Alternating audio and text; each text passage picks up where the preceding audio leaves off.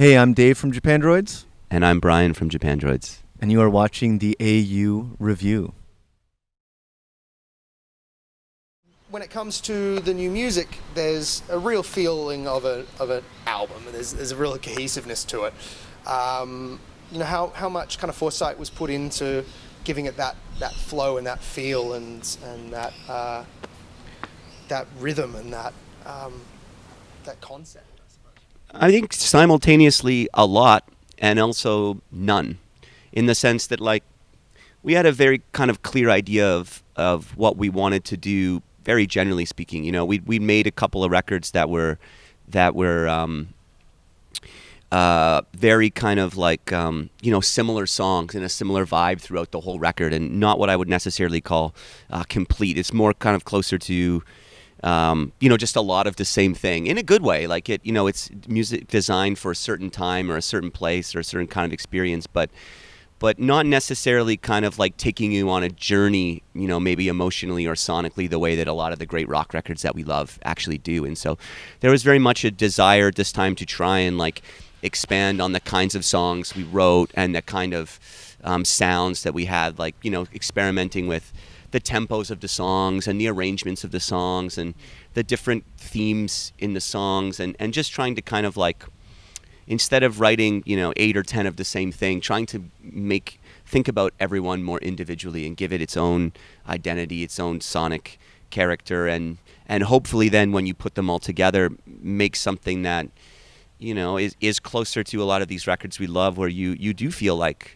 sonically and emotionally like you've been on a journey throughout the course of the record. Like there's been a lot of different kinds of songs and a lot of different kinds of emotions and a lot of different kinds of, there's a slow song and there's a fast song and there's a really intense song and there's a more laid back. There's just a little bit more of everything. And but when it actually comes time, so that's very generally speaking, but it's really hard to just kind of plan that and then sit down and write that out. There's a lot of trial and error and experimenting, and we recorded a bunch of stuff that didn't make the record, and so it at the end, kind of in the mixing phase, when you're deciding what songs go on and what songs don't go on and how certain things end up sounding, that's when you kind of be able to put the pieces together and you decide, the order that the songs go in is really important, and the way the song is mixed is really important, and what makes it versus doesn't make it, and trying to kind of mold it into something where it's a really enjoyable listening experience, but it's really kind of also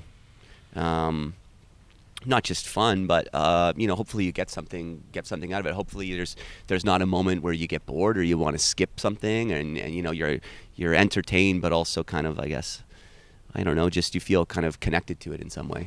Well, on paper, I mean, this is another 8-track album. You've recorded with a lot of the same people that you've worked in the past, and so when the album starts, you kind of okay, it starts off with almost where you left off from the last record, but then you hit halfway and you hear things that you've never done before. Was that important, going out of your comfort zone, so to speak, and trying to create sounds that you hadn't played with and immersed yourselves in before? Yeah, very much. I mean, like Brian was saying, I think we had a better idea of what we didn't want to do than what we did want to do on this new record, and one thing we really didn't want to do was just repeat ourselves, so there are some songs that do feel like they kind of could go on Celebration Rock or could fit pretty seamlessly within a set list with all those older Japandroid songs, but we really wanted to expand beyond that as well. I mean, we weren't going to force songs to sound different, but at the same time, we were very much interested in kind of seeing where some of these different ideas we had could go, if we just gave ourselves total freedom to just follow them, and see where they took us. I think we were more excited, if we have a pile of ideas to work on and only so much time, I think we were more excited to work on things and develop things that were the most different, and something that seemed like it was kind of something we'd already done or similar was kind of something where it's like, oh, let's just put this aside and let's work on this weird one where we kind of don't really know where it's going and just see where it takes us. And I mean, this was written and then recorded over an almost 2-year process, so there must have been a lot of that, a lot of exploration along that journey. Yeah, I mean,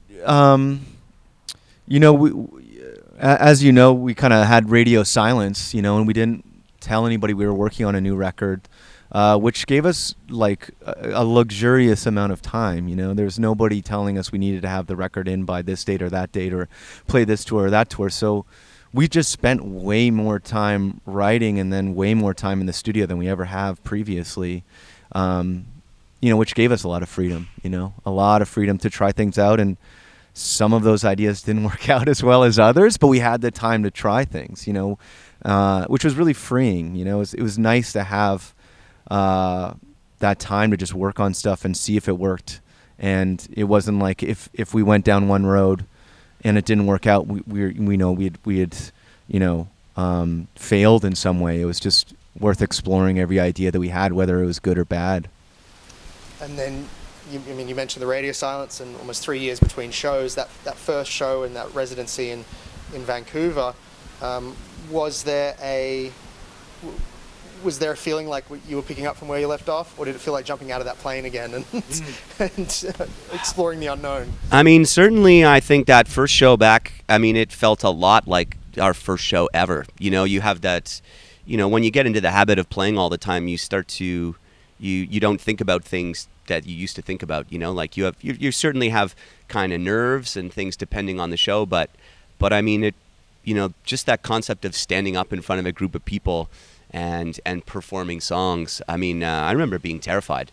And not only that, but you've got new songs to perform that you're performing for the very first time. That, it's one thing to practice them in your rehearsal space when no one's watching. It's another thing to get up there and say, here's a new song. What do you guys think? And try to execute it, really well. And so, but at the same time, there's a sense of excitement in that. Like we've been a band for 10 years, and it would be very easy for us to kind of be at a place where we're comfortable and not necessarily bored, but there is no element of chaos, or you don't have that kind of like element of, man, it feels like the first time. And so, these shows we've been playing over the last month or so, there is a lot of that. There's a lot of that feeling of, like the earliest days of the band, like still I'm not really sure how we do this, and still, I'm really nervous about this, and there's an element of chaos in the set that, is really healthy and really fun, and kind of reinvigorates things, 10 years in. So That must be nice, because I imagine at the end of that last run it was like, here we go again, same set list, same show. Yeah, it's good to scare yourself. And I think if it also kind of like it's live music, and it really it really is these days live music can kind of, it's a scale. It can mean a lot of different things, and this is like just kind of pure live music, trying to make it on the stage in the moment for the crowd with a certain element of uncertainty every night. So hopefully the kids are enjoying it, appreciating it.